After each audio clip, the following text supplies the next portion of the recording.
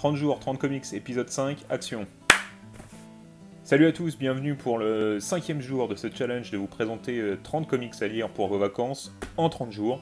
Aujourd'hui on se retrouve pour une lecture toute fraîche que j'ai acheté tout récemment.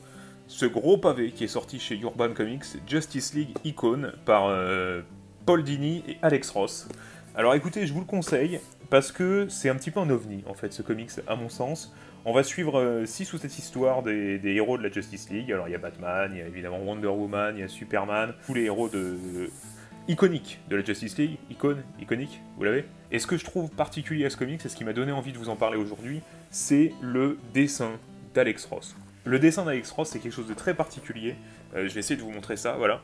En fait, il a une manière de dessiner les personnages de comics de manière très humaine et très réaliste. On a presque l'impression que c'est de la... Vous savez, cette espèce de filtre sur Photoshop qui transforme vos photos en dessin. On a presque l'impression qu'il a inventé ça, en fait, que c'est lui qui est derrière. Il devrait s'appeler le filtre Alex Ross, en fait. Et les dessins sont fabuleux. Regardez-moi ça, regardez-moi ça. C'est sublime, il n'y a rien à dire là-dessus, les dessins sont sublimes. Mais malgré tout, j'ai quand même trouvé un petit bémol à ces histoires, à ce recueil. C'est la narration, en fait. Je pense que ce qui serait vraiment sympa pour ce truc-là, c'est une version silencieuse, en fait, tout simplement. Il y a des passages qui sont vraiment très longués, des longs monologues qui sont très pompeux, et parfois ça peut être un petit peu longué.